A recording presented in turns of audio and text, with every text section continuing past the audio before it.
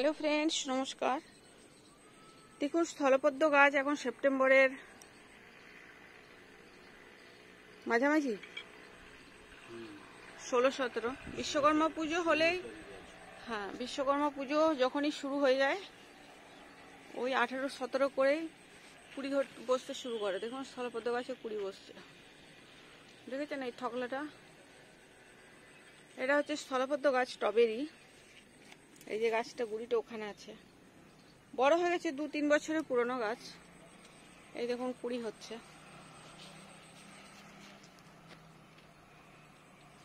এটার মাথায় এটা একটা অন্য একটা টব, এই দেখুন কুড়ি বসছে, কি সুন্দর ফুল হবে। এখানে 2-3টে টবে এটাই গাছ আছে, এই একটা গোটা গাছ, আর ওপাশে ওই যে ওখানে একটা গোটা বড় গাছ, আর এটা একটা বড় গাছ।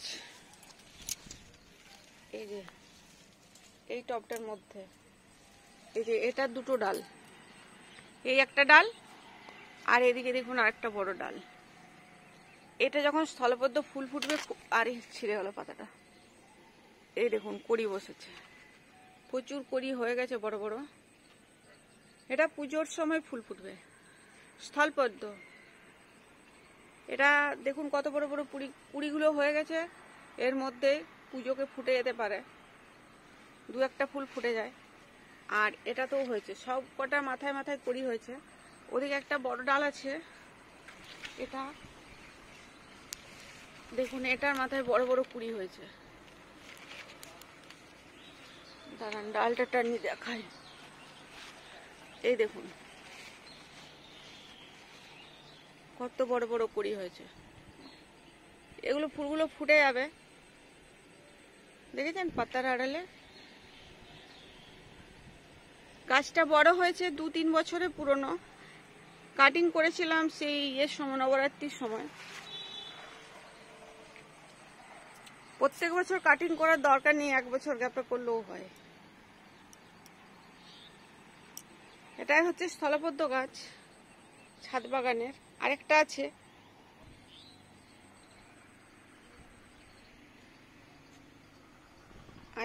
এখানে, এখনো কড়ি বসতে পারেনি, বসবে, সময় লাগবে। এই যে এটাতেও কড়ি হবে, এই মাথায় মাথায় মুখে মুখে কড়ি হয়, মাথাতেই ফুলটা ফোটে।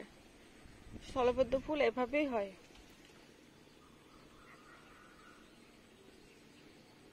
গাছটা অনেক পুরনো, কেটে কেটে একদম গুড়িটা মোটা হয়ে গেছে, আর পাতা দিতে পারছে না। আর একটা টবে প্রচুর গাছ হয়ে গেছে, কি করব এখন, একেও রেখেছি। এই হচ্ছে স্থলপদ্ম। হবে না কেন, সবেতেই হয়। টবের মধ্যে গাছ ঠিক রাখতে পারলে, যত্ন করতে পারলে ঠিক হয়। আজকে আমি একটু সার দেবো গাছগুলোয়, কারণ স্থলপদ্ম কুড়িটা হয়ে গেছে, ওকে বড় করার জন্য, একটু ফুলটা বড় করার জন্য এই সময় একটু সার দিতে হবে, নইলে ফুলটা কুকড়ে ছোট ছোট হয়ে যাবে।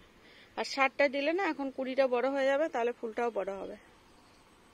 ওই জন্য সার দিয়ে দেবো আজকে। বাকি বাগান, এই যে ফুল টুল সব কিছুর গাছ, লেবু, এই যে কত লেবু শেষ নেই, ঘুরে ফিরে সেই লেবু। এই দেখুন, আবার ফুল দেওয়ার সময় হয়ে যাবে।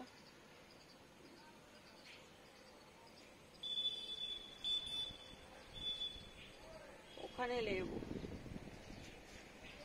আর এটা পুরনো গাছের লেবু। 1 2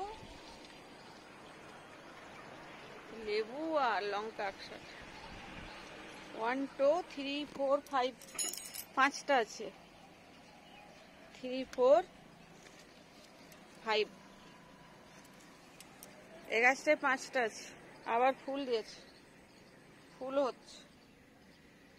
এটা লেবু ফুল, এটা ফুল হয়ে যাবে আবার যত্র, কেন টাইম হয়ে গেছে। সার দিয়ে দেবো, ফুল হয়ে যাবে।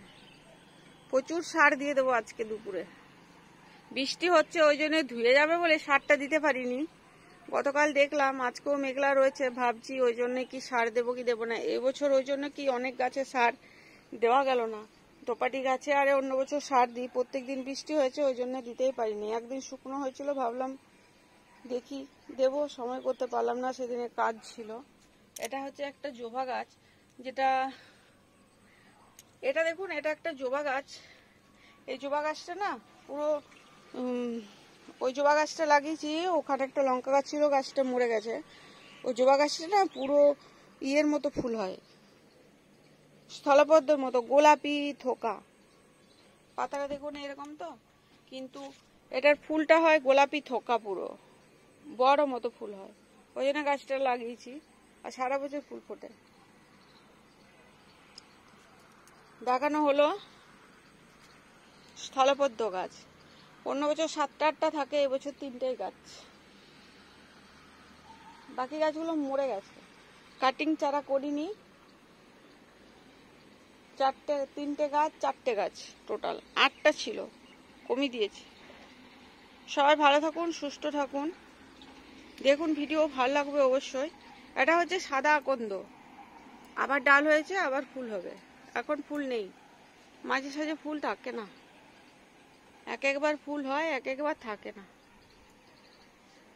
সবাই ভালো থাকুন, সুস্থ থাকুন, দেখুন ভিডিও অবশ্যই ভালো লাগবে। ছাদ বাগান সবারই মন খুশি, সেটাই সব থেকে বড় কথা। Everyone bye, take care, bye by.